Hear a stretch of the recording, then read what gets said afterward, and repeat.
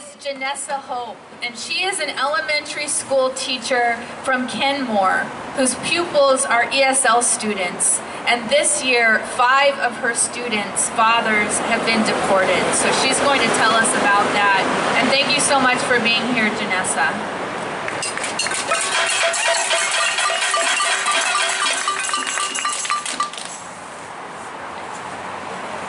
Hi.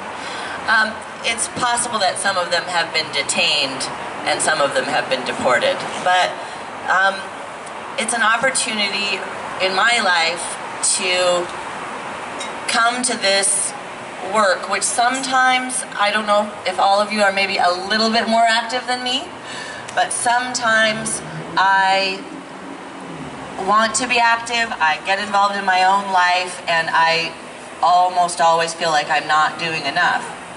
When Trump, Pence came to be this terrifying force in my life, I began to feel that there would be a time when I would actually need to stand, to protect, to form a consolidated front, to make sure that the damage to humans was at the very least diminished. I'm grateful to be here and grateful to hear the other speakers. There have been 5 families affected in a few months out of a school of 500. So in terms of the whole population, ICE coming in, taking away children's fathers, represents 1% of the population. We're all aware that immigration, the travesty of the immigration policies is something to be gravely concerned with and something to do whatever we can to stop. But in this tiny microcosm, to think of it as 1% of the whole population is meaningful to me. There are about 200 immigrants in our school, so that's about 2.5% of the immigrant population represented by our school, and all of the students their families are immigrants from Mexico. So it's over it's almost 3.5% of the Mexican immigrant, the illegal or undocumented Mexican immigrant population. And so I just wanted to share that idea of these events in this tiny microcosm. I am coming here in a position of grief right now. And like I said, I'm really grateful to be with all of you who are working to consolidate and find and grow our power. But for me, it's authentic to know that I'm in a position of grief and to share that with you, because there is a deep well of power that can come from that position. I want to tell you just a story of one of the children, Salvador, a 4th grader, whose father was taken by ICE after he had gone to school just a few weeks ago. They waited outside of the trailer park for his father to get ready to go to work. And I believe it's very clear that their strategy is to detain and eventually deport the wage earner, so that the rest of the family has to go. It's much cheaper for them not to have to detain them all, when in reality they'll be forced to leave.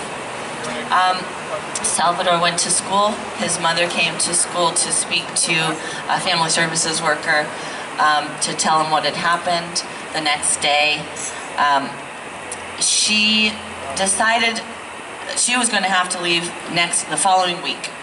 So Salvador was going to move immediately the following week. She decided not to tell Salvador that his father had been detained and was going to be deported until they got to California, where the family, the cousins and uncles were. Give him a chance to just say goodbye to his friends. Salvador has never been to Mexico. and eventually I expect that it will be the result for this family.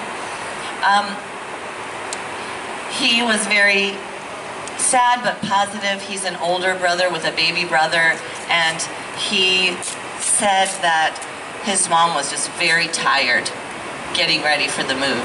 And I just felt so much compassion and sensed the compassion in him, and felt such grief for the next steps of realization that he was going to have. His mom did speak to her husband, who had been whisked away to a detention center in Texas. He said that the detention center in Texas was filled with detainees from Washington and Oregon, because they are very strategic about insidiously fighting those groups in these areas that are seeking power. This is one story that has helped me to realize that this is the time to stand up. I feel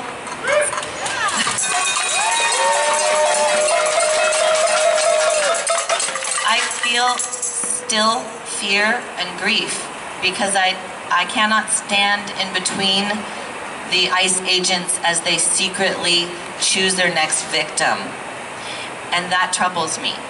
What I would like to ask, just for a moment, and then I think we should, when you feel it in yourself, resume with the pots and pans. But I really would like to ask if we can moan, cry, wail for a moment right now with grief for the lives of these children, one represented, children everywhere, families everywhere. And it will be uncomfortable. And let's keep it going, and as soon as you feel you need to, let's change to our powerful cry and our powerful sounds.